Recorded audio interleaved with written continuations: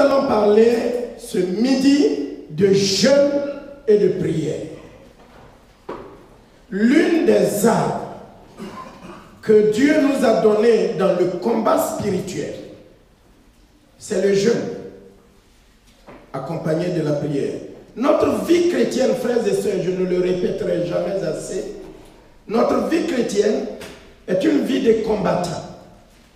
La vie chrétienne est une vie de combattant. Et nous avons souvent trop tendance à oublier cela. On oublie qu'on est des combattants. On oublie qu'on doit se battre dans l'esprit. Mais ce combat n'est pas un combat physique. C'est un combat spirituel contre les dominations, les autorités, les pouvoirs, les forces des ténèbres qui tentent de nous décourager, qui tentent de nous empêcher de rentrer dans la destinée que Dieu a pour toi et pour moi. Nous sommes des soldats. Amen. Amen. Mets ta main sur ton cœur et dis, je suis soldat. Oui. Dès le jour où tu as donné ta vie à Jésus, où tu as accepté Jésus-Christ comme le Seigneur et le Sauveur personnel de ton âme, tu es engagé, peut-être à ton insu, dans l'armée de Jésus-Christ. Et tu es soldat. Et tu n'es pas un soldat qui va à la guerre pour perdre. Mais si tu es réellement un soldat de Jésus-Christ, la Bible dit que nous sommes des champions. Amen. Amen. Nous sommes des soldats. Et un soldat a des armes qu'il doit prendre, des armes dont il doit s'équiper avant d'aller au front. Un soldat est quelqu'un qui est mentalement, physiquement et spirituellement préparé. Sinon, il n'est pas soldat. Un soldat prête serment. Comme le jour où chacun d'entre nous a levé les mains pour dire, Jésus, je reconnais que je suis un pécheur. Je reconnais que je ne peux pas me sauver moi-même. Et que tu es venu sur la terre pour moi. Toi qui es sans péché, tu as pris mon péché sur toi. Et tu es mort sur la croix. Tu as été enseveli. Le troisième jour, tu es ressuscité des morts. Et tu reviendras me chercher. Je t'accepte comme le Seigneur et le Sauveur personnel de mon âme. C'est un engagement éternel. Amen. Amen. Amen. Et tu deviens soldat. Mais un soldat sans armes, un soldat sans équipement, un soldat qui n'est pas psychologiquement préparé, eh bien, n'est pas un bon soldat. L'une des armes que Dieu nous a données pour résister à toutes les attaques du diable et pour affronter le diable et ses manœuvres, c'est le jeûne et la prière. Amen. Si ceux qui nous ont précédés dans la foi ont remporté des victoires et nous les envions dans la Bible, nous voulons être comme eux, nous devons aussi prendre les armes qu'ils ont prises. Si Josué et nos frères ont pu faire tomber les murailles de Jéricho, s'ils ont pu dévouer Jéricho par interdit, s'ils ont pu entrer dans leur destinée, dans l'héritage que l'Éternel des armées avait destiné pour eux, c'est parce que c'était des hommes et des femmes qui priaient. Amen. Amen. Et qui mettaient du temps à part pour jeûner. Donc n'oublions pas que nous sommes des soldats et que bien que nous soyons des hommes ordinaires, Dieu nous a appelés. L'appel de Dieu est sur notre vie. Et Dieu voudrait que nous mettons du temps à part pour jeûner et pour prier. Aujourd'hui, lorsqu'on évoque le mot jeûne et prière, ça fait déjà peur. Il y a des gens qui commencent déjà à trembler. Lorsqu'on parle de jeûne et de prière, il y en a qui n'en ont jamais entendu, ou même quand ils ont entendu parler, ils se sont soustraits de cela. Alors qu'ils veulent la victoire, ils veulent la force, Ils veulent que Dieu les utilise. Ils veulent que Dieu se saisisse d'eux. Ils veulent que Dieu s'approprie d'eux pour faire quelque chose. Mais le prix à payer pour voir la main de Dieu dans leur vie, pour voir de grandes victoires, ils ne veulent pas payer ce prix. Il y a un prix à payer pour tout. Amen. Amen. Le jeûne et la prière font partie des armes spirituelles que Dieu demande à son Église de prendre et de se revêtir. Ne faites pas l'erreur de penser que le jeûne est une simple mortification du corps. Vous voyez, dans la lecture que la diaconesse nous a faite, il y a la mauvaise façon de jeûner. Il dit tous les jours, ils me cherchent. Ils veulent connaître mes voies. Comme une nation qui aurait pratiqué la justice. Ils n'auraient pas abandonné la loi de l'Éternel, son Dieu. Ils me demandent des arrêts de justice. Dieu juge favorablement envers moi. Juge ma cause. Il désire l'approche de Dieu. Que nous sert de jeûner si tu ne le vois pas? De mortifier notre âme si tu n'y as point d'égard. Le jeûne, le vrai jeûne biblique, ce n'est pas seulement de mortifier son corps et de croire que quelque chose va se produire. L'exercice physique a de la valeur. Ça permet au corps d'être en bonne santé, bien portant. Mais le jeûne biblique, ce n'est pas un exercice pour mincir. Si tu veux perdre du poids, ne te dis pas, bon, je vais jeûner une semaine comme ça, je perds du poids. Tu es en train de tuer ton corps. Ça n'a pas de valeur. Si tu veux perdre du poids, si tu veux perdre de la graisse, va à la salle de gym et fais des exercices pour perdre du poids. Le jeûne est une arme spirituelle. Qu'est-ce que j'ai dit? C'est une arme spirituelle. Et c'est quand le côté spirituel a pris sa place qu'il y a des effets physiques. Mais le jeûne est une arme spirituelle. Il ne s'agit pas de mortifier son corps. L'autre chose à bien voir aussi, il ne faut pas jeûner pour penser que tu vas impressionner Dieu. Parce qu'il y a des gens qui sont comme ça. Qui pensent que s'ils jeûnent, alors ils impressionnent Dieu. Le jeûne n'est pas pour impressionner Dieu. Notre Dieu, personne ne peut l'impressionner. Dieu connaît tout. Dieu sait tout. Dieu peut tout. Dieu connaît ce qui va arriver dans 10 jours, dans 20 ans, dans 1000 ans. Tu ne peux rien faire pour impressionner Dieu. Tu peux faire quelque chose pour impressionner l'homme. Ça, c'est l'habitude des pharisiens. Ils jeûnent, ils prient, ils font de longues prières dans les synagogues pour que les gens soient impressionnés et disent « Waouh! Qu'est-ce qu'ils jeûnent? Qu'est-ce qu'ils prient? Qu'est-ce qu'ils donnent ?» Et les gens sont impressionnés. Tu ne peux pas impressionner Dieu, mon frère. Tu ne peux pas impressionner Dieu, ma soeur. Le jeûne ne peut pas impressionner Dieu. D'ailleurs, Jésus en parle dans Matthieu 6, le verset 16. Je vais le lire. Matthieu 6, verset 16. Voici ce que Jésus reprochait aux Juifs de son époque. Il dit, lorsque vous jeûnez, ne prenez pas un air triste, comme les hypocrites, qui se rendent le visage tout défait pour montrer aux hommes qu'ils jeûnent.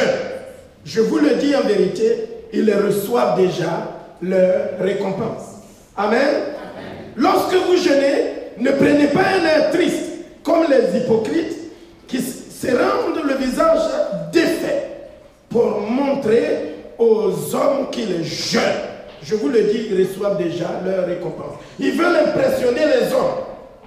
Donc, vous connaissez dans certaines religions, ça va être annoncé que ce mois-ci, c'est le mois du jeûne.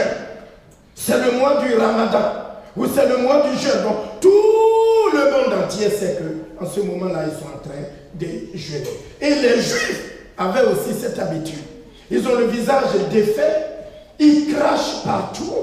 Et les gens voient qu'en ce moment-là, ils sont en train de... Oh, ne me parle pas, ne me dérange pas, parce qu'en ce moment-là, je suis en train de jeûner.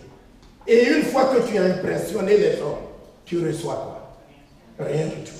Eh bien, le jeûne n'a pas pour but d'impressionner qui que ce soit.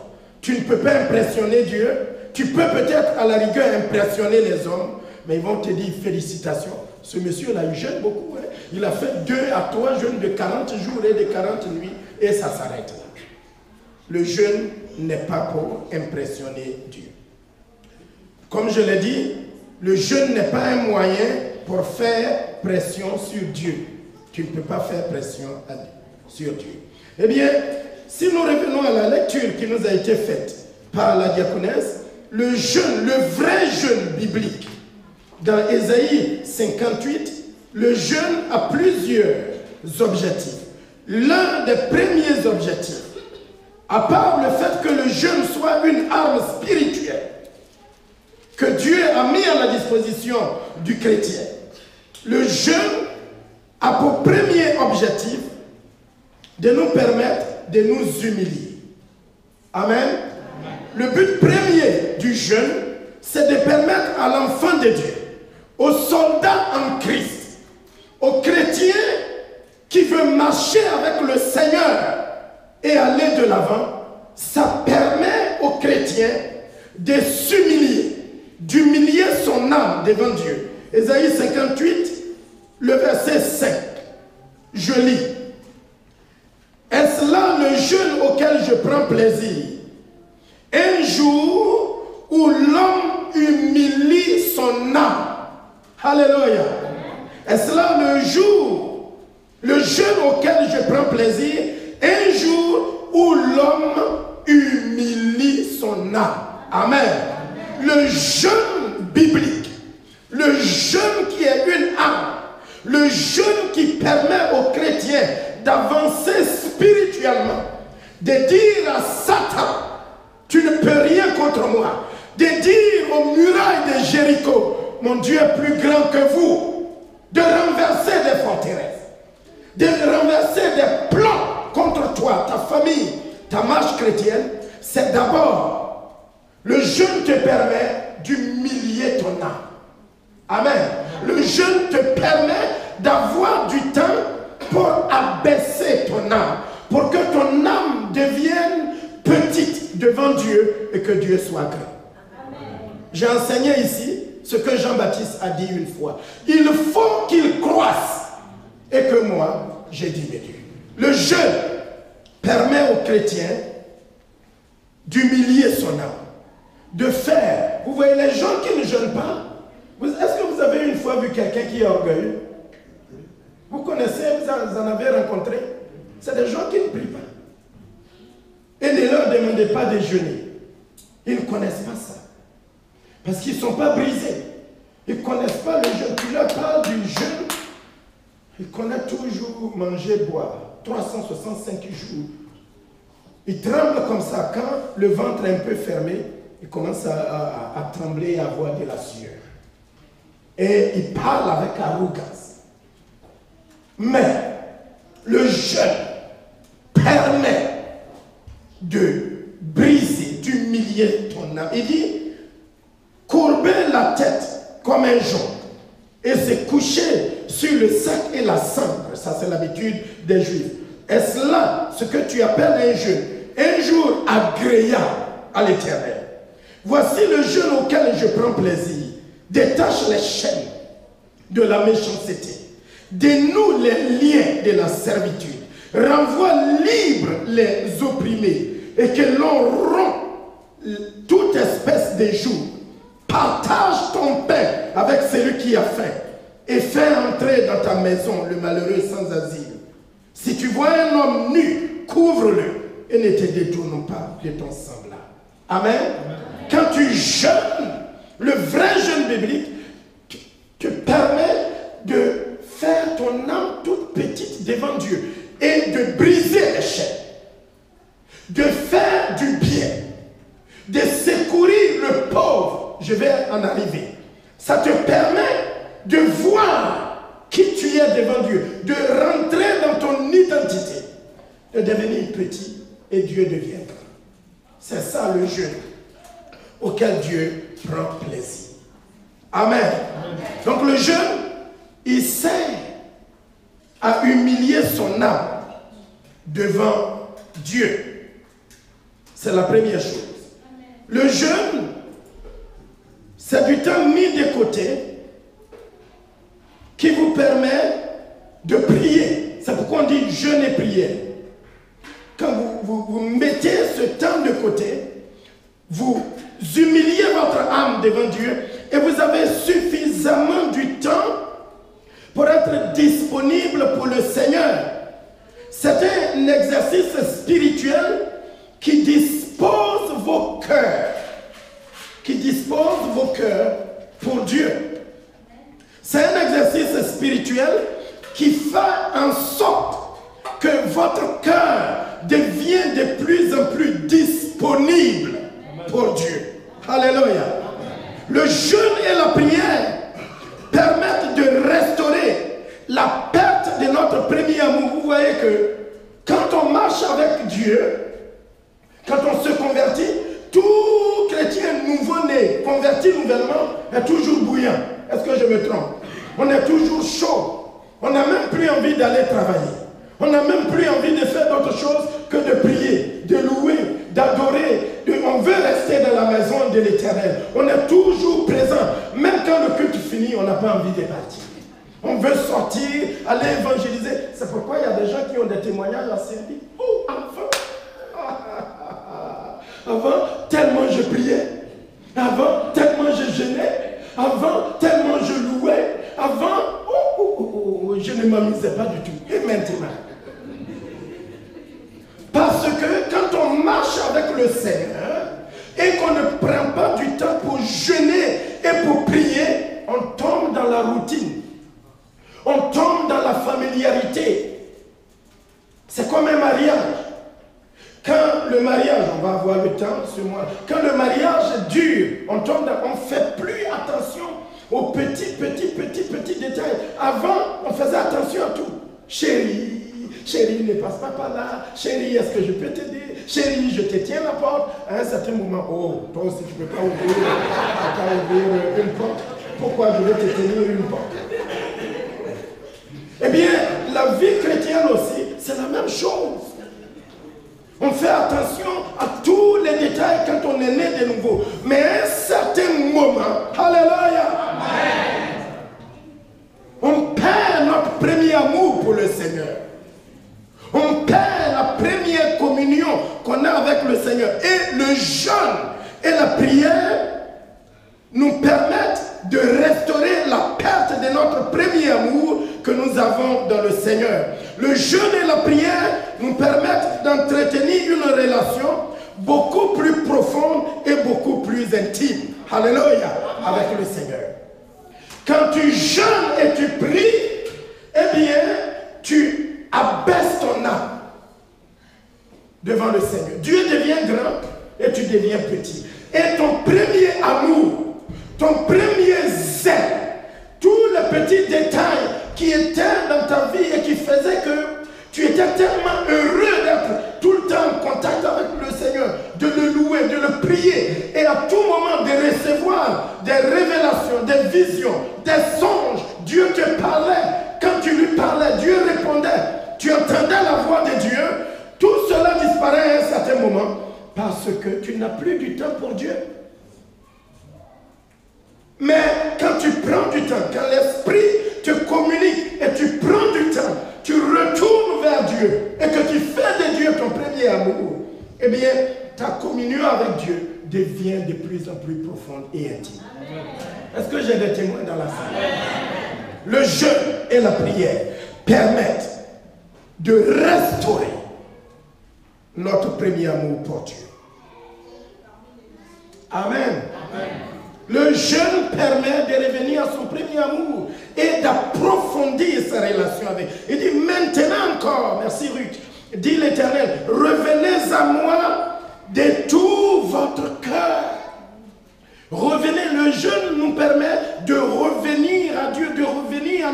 premier amour d'aimer Dieu. Et il n'y a pas de plus grand bonheur dans la vie d'un enfant de Dieu, dans la vie d'un soldat, que d'aimer Dieu. Est-ce que quelqu'un peut me dire cet après-midi, Seigneur, je t'aime? Oui.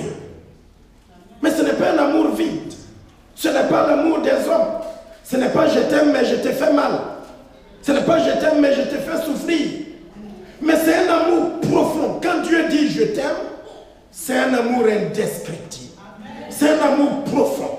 L'Écriture dit car Dieu a tant aimé le monde qu'il a donné son Fils unique. Et toi aussi tu peux prononcer Dieu je t'aime. Et c'est un amour profond.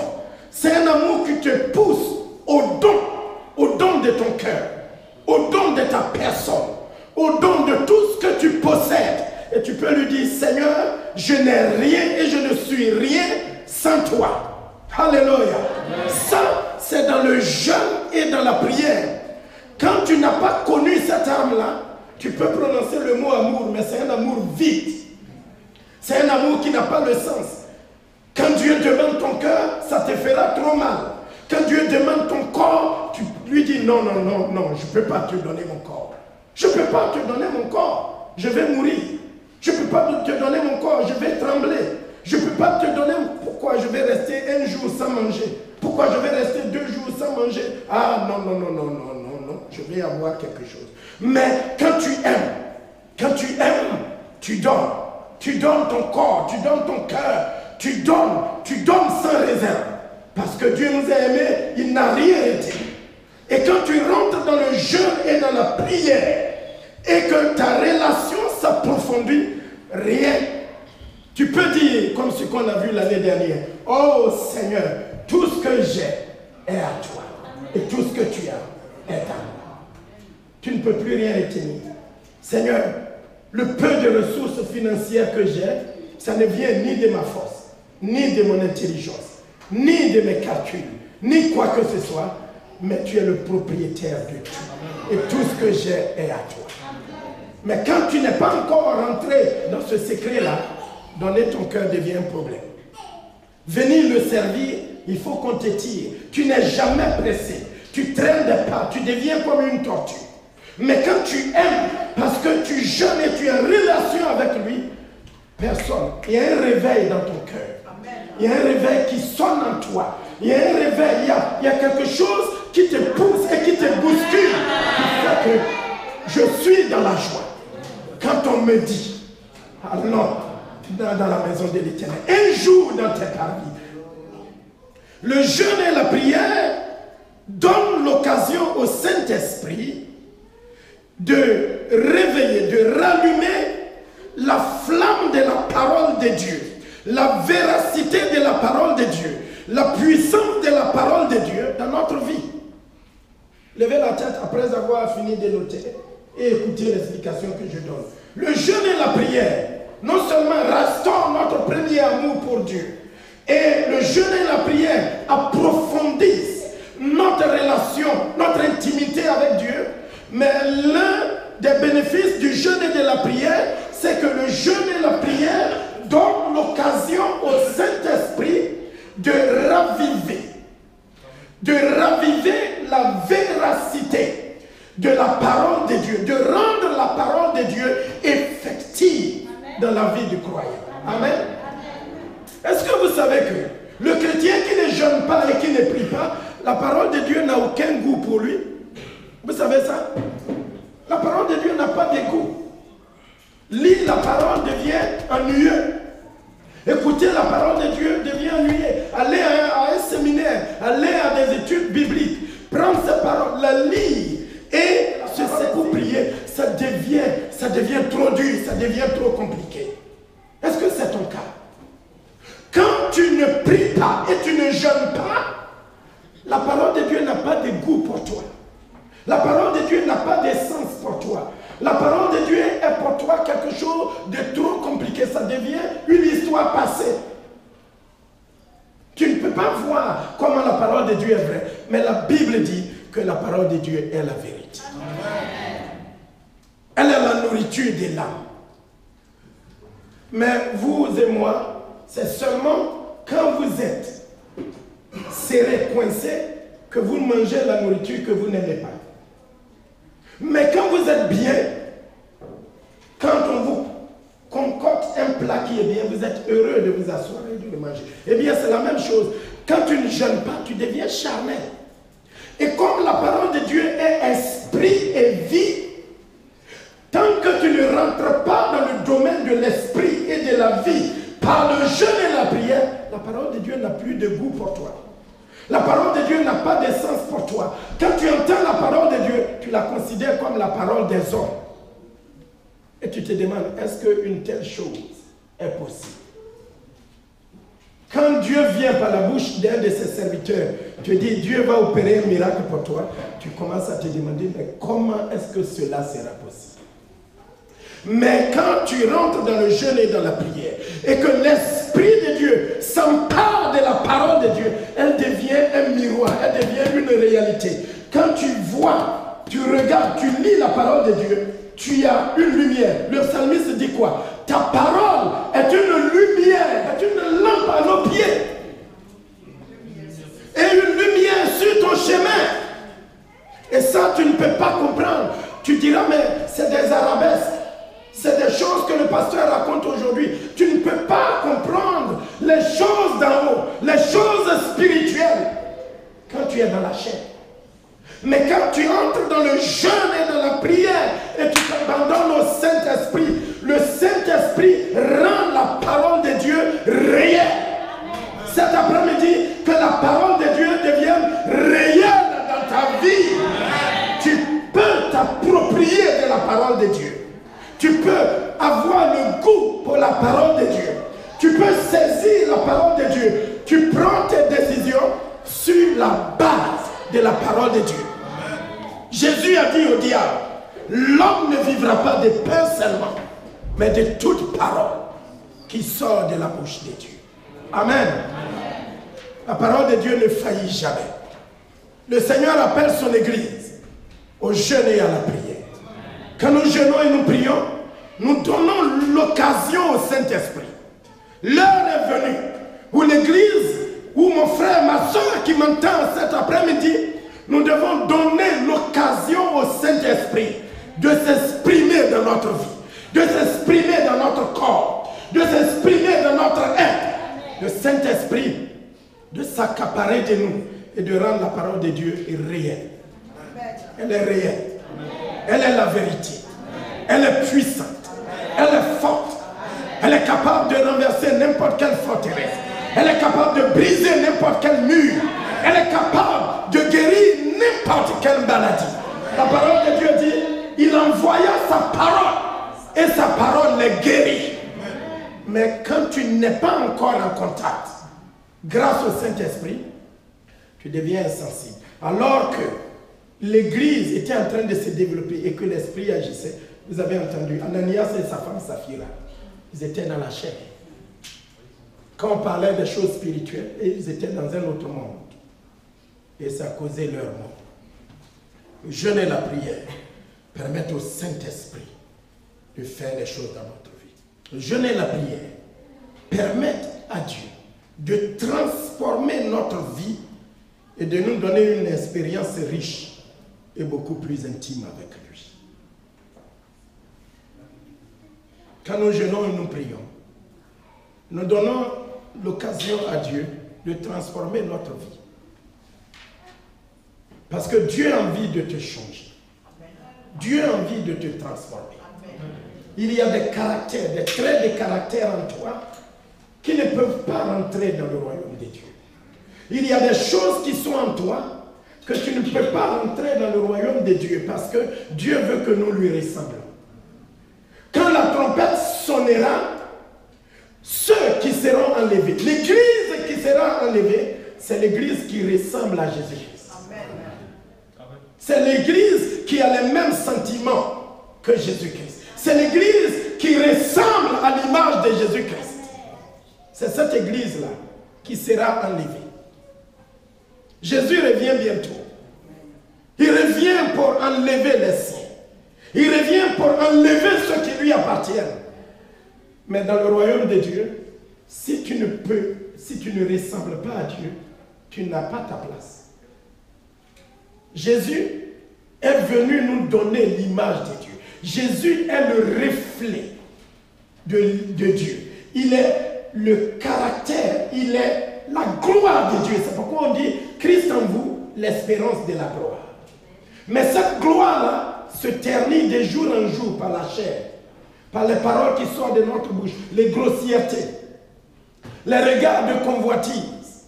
Tout ce que nous vivons dans ce monde, ça ternit cette image.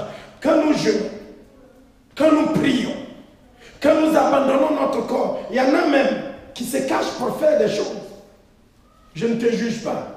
Mais si la parole de Dieu te juge, répands-toi. Il y en a qui se cachent pour fumer. Il y en a qui se cachent pour boire. Il y en a qui se cachent pour faire des choses que ma bouche n'a pas envie de prononcer. Et ces choses-là sont liées à nous, attachées à nous. On ne peut pas s'en débarrasser. Mais quand on jeûne, quand on prie, quand on s'abandonne au Seigneur, dit Seigneur, j'ai cru en toi, voici ce qui me ronge. Voici cette chose qui va m'empêcher de rentrer dans le royaume de Dieu. Voici cette chose, Seigneur, qui détruit ma vie. Éternel, je te donne ma vie. Quand nous jeûnons et nous prions, eh bien, Dieu transforme notre vie. Sois transformé. Je ne sais pas, je ne connais pas ton passé. Je ne connais pas ce que tu as vécu avant d'arriver ici. Je ne connais pas ce que tu as traversé avant de devenir membre du corps de Jésus-Christ. Mais la Bible dit que si quelqu'un est en Christ, il est devenu une nouvelle créature. Les anciennes choses sont passées. Voici, toutes choses sont devenues nouvelles. Quand nous jeûnons et nous prions, eh bien, Dieu transforme notre vie. Il change notre vie. Il brise nos traits de caractère. La colère s'en va. Le vol s'en va. Le mensonge s'en va. L'impudicité s'en va. L'adultère est détruit. Nous sommes transformés tel il est. Nous sommes transformés de jour en jour en image de notre Seigneur. Ça, c'est dans le jeûne et dans la prière. Est-ce que tu veux jeûner? Est-ce que tu veux prier? Dieu est en train de préparer son église pour aujourd'hui et pour demain. Et ça passe par cet art, le jeûne et la prière. Ce que je voudrais aussi ajouter, le jeûne et la prière, c'est un temps pendant lequel Dieu nous révèle sa volonté, sa pensée et ses desseins. Le jeûne et la prière, quand nous jeûnons et nous prions, ce temps-là, Dieu a du temps, Dieu a de l'occasion, Dieu a de l'opportunité pour nous révéler sa volonté, sa pensée et ses desseins. Lisons un peu. Actes des Apôtres, chapitre 10, verset 9. Et Actes des Apôtres, chapitre 13, verset 2. Actes des Apôtres 10, verset 9 et verset 18. Pierre était quelque part en train de jeûner et de prier. Corneille était aussi quelque part. Lui aussi il jeûnait, il priait et il cherchait Dieu. Et pendant que Pierre jeûnait et priait, un temps pendant lequel Dieu révèle sa volonté, sa pensée et ses desseins. Pierre priait et c'est alors qu'il a eu une vision. Le lendemain, comme ils étaient en route et qu'ils approchaient de la ville, Pierre monta sur le toit vers la 6e heure pour prier. Je ne vous entends pas. Vers la 6e heure pour prier. Pour prier. Il eut faim. Ça veut dire quoi? Mais il était en jeûne. Il était en jeûne. Et vers la fin de son jeûne, il eut faim. Et pendant qu'il eut faim, il voulut manger. Et pendant qu'on lui préparait à manger, il tomba en extase. Il fut ravi par l'Esprit. L'Esprit lui donnait une révélation. Je voudrais que quelqu'un soit sincère avec moi cet après-midi. Quand vous vous étiez converti et que vous passiez du temps à jeûner, à prier, est-ce que vous aviez beaucoup de révélations? Est-ce que le Seigneur vous révélait des choses? Lève la main, si c'est vrai. Dieu vous bénisse. Mais aujourd'hui,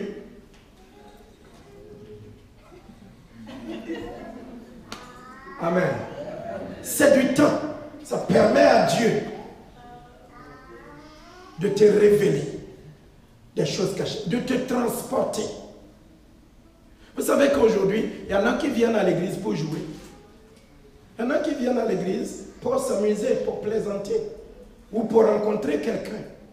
Il y en a qui viennent à l'église pour chercher quelque chose, mais qui ne cherchent plus Dieu. Parce qu'ils sont devenus charnels. On peut commencer par l'esprit et finir par la chair. Mais aujourd'hui, Dieu veut transformer le cours de ta vie et te révéler des choses cachées que tu ne connais pas. C'est alors qu'il priait, qu'il jeûnait, que Dieu lui a montré un tableau avec des différents animaux. Dans ce tableau, il dit tue et mange. Et puis il a dit non, non, non, je suis un juif, je suis pur.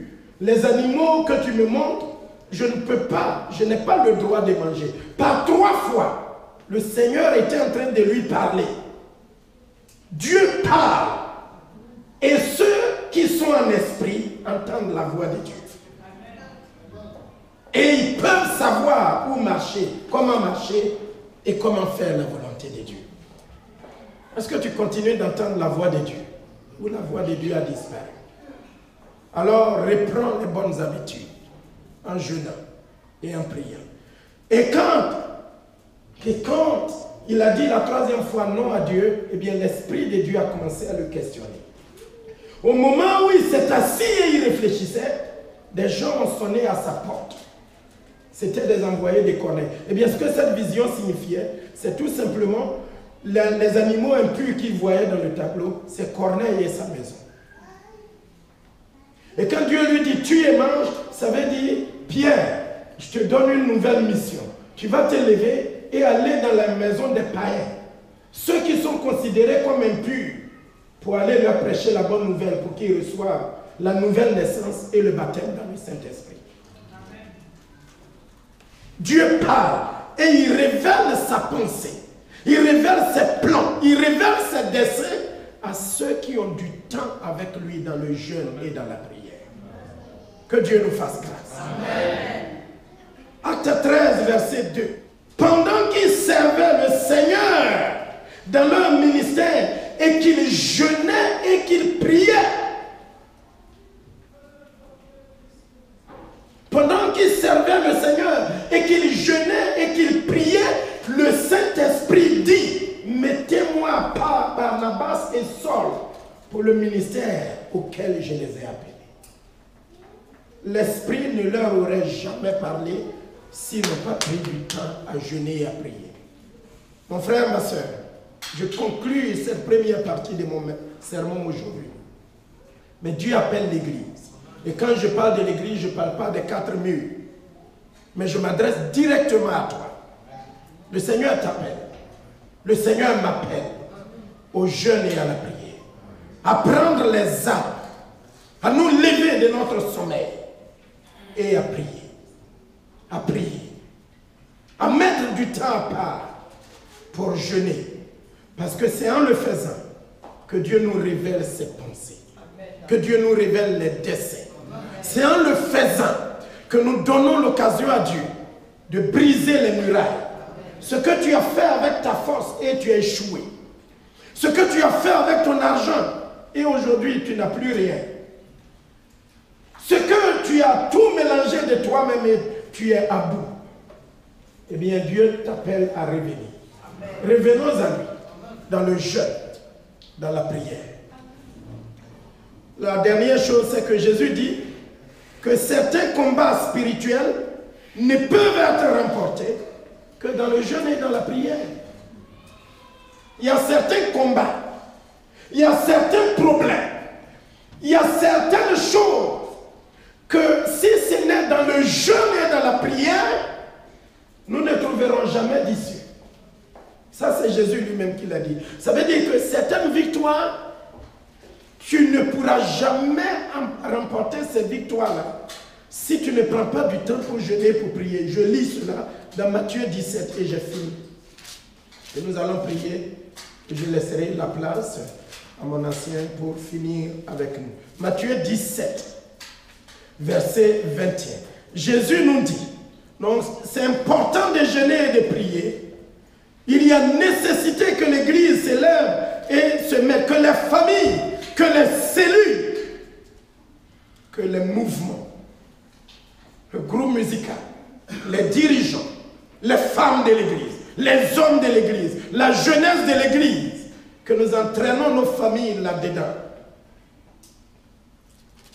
Jésus a dit qu'il y a certaines victoires spirituelles que l'on ne pourra jamais remporter si on ne connaît pas le jeûne et la prière. Matthieu 17, 21. Jésus dit ceci et je cite. Il dit, mais cette sorte de démon ne sort que par la prière et le jeûne. Est-ce que vous m'avez bien entendu? C'est Jésus qui parlait. Matthieu 17, verset 21.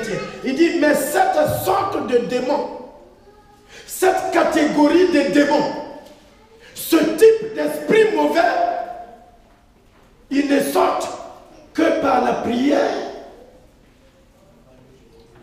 et le jeûne. Et je finis. Il y a certaines victoires. Il y a certains combats que vous ne remporterez jamais. Parce que ces démons qui sont assis sur ces trônes, ces puissances qui sont assis là, ce n'est pas le discours des hommes. Ce n'est pas la morale. Ce n'est pas les pleurs qui vont pouvoir leur dire de s'en aller. Cette sorte de démon ne sort que par la prière et le jeûne. Est-ce que vous avez appris quelque chose ce matin? Eh bien, Josué et les enfants d'Israël ont pris cette arme. La parole de Dieu nous invite à nous revêtir de toutes les armes spirituelles afin de remporter la victoire, afin de résister, afin d'aller jusqu'au bout de notre vie chrétienne, afin que l'héritage que le Seigneur a préparé pour nous, nous entrons dans notre héritage. Je vous invite à vous adonner au jeûne et à la prière. Que le Seigneur vous bénisse. Amen. Est-ce qu'on peut se tenir debout? On va faire une prière ancienne, joins-toi à moi. Alléluia. Nous allons prier. Je voudrais que tout le monde